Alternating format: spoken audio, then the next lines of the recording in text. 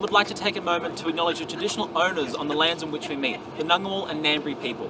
We stand before the Canberra ground map today in the centre of the university in a place that we call Canberra, a name that was gifted to us by the local custodians of the land, with whom we feel really lucky to have such a strong relationship with.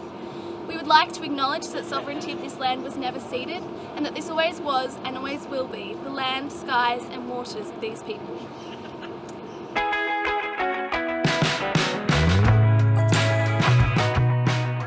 Hello and welcome to the virtual city tour of Australia's national capital, Canberra.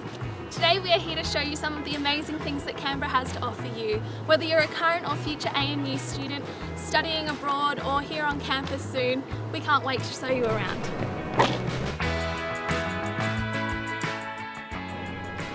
First up is the iconic Telstra Tower. First constructed in 1980 and formerly known as Black Mountain Tower, it stands 195 metres tall and is constructed with 630 cubic metres of concrete.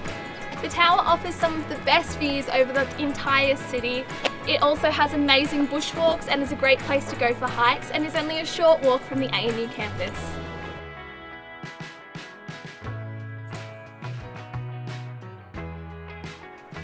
Next up we have the National Museum of Australia, which brings to life the rich and diverse stories and histories of Australia through objects, artefacts and history.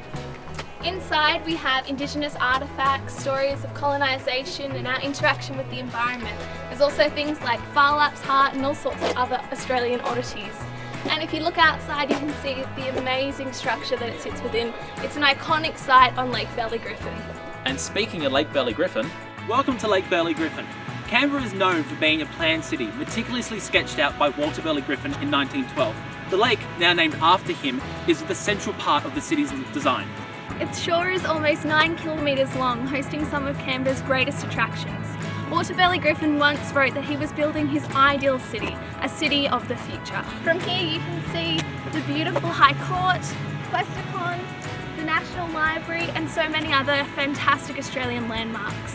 You can learn more about the creation of Canberra as well as all the tourist destinations here at the National Capital Exhibition at Regatta Point. You can even hire a free bike and do a tour around Canberra.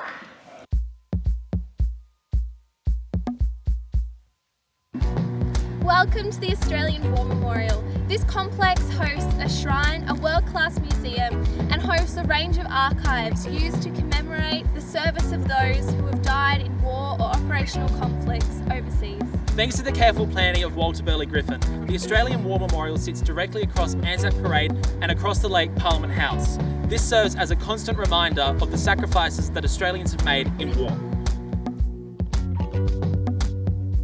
Welcome to Mount Ansley. This mountain that's more of a hill is about 846 metres above sea level and offers incredible views of Canberra, Parliament House and the ANU campus. A fun fact about the mountain is that itself and the suburb below was named after James Ansley, a Scottish farmer who herded 20,000 sheep in the nearby area of Duntroon.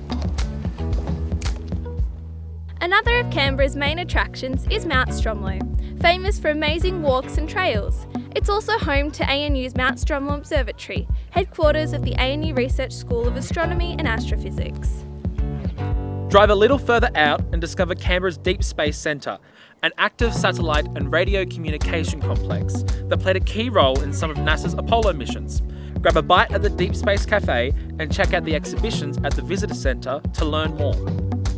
Next up is my favourite, the National Arboretum. The Arboretum is located in the centre and west of Canberra and has over 94 species of rare, symbolic and endangered trees in its bounds. After devastating 2003 bushfires, the Arboretum was created on the worst impacted lands and turned into a luscious forest. Many of the trees are still young, but 2 of the forests in the Arboretum have trees that are over 100 years old. Speaking of old, let's visit Old Parliament House. This building once hosted Australia's Parliament, but became too small for Australia's growing government. It is now home to the Museum of Australian Democracy, which hosts a range of political and democratic records. As well as this, the lawns of Old Parliament House are home to the Tent Embassy, which was established in 1972 in response to the Indigenous land rights movement. Since then, the Tent Embassy remains a reminder of the importance of Indigenous issues in Australia's politics. On on either side of the building, there's a beautiful rose garden, one for the House of Representatives and one for the Senate. They're the perfect place for a picnic, a walk, or even a nice photo shoot. The Australian Parliament used these buildings until 1988, when construction of a new Parliament House began, which, as you can see, is quite a lot bigger. This Parliament House was opened in 1988 by Queen Elizabeth. Here, some of the most important decisions made by our politicians are debated over and passed in the form of bills. Tours of Parliament House are run regularly, and you can even watch the Senate or the House of Representatives sitting. The design of Parliament House allows constituents to walk over their elected leaders and then roll back down, but unfortunately due to security concerns, that's now shut off. Thank you so much for joining us today on our virtual tour of Canberra. We hope that now you can see why we think that Canberra is such a beautiful place to live and study and work, and why ANU is one of the best places to study in the world.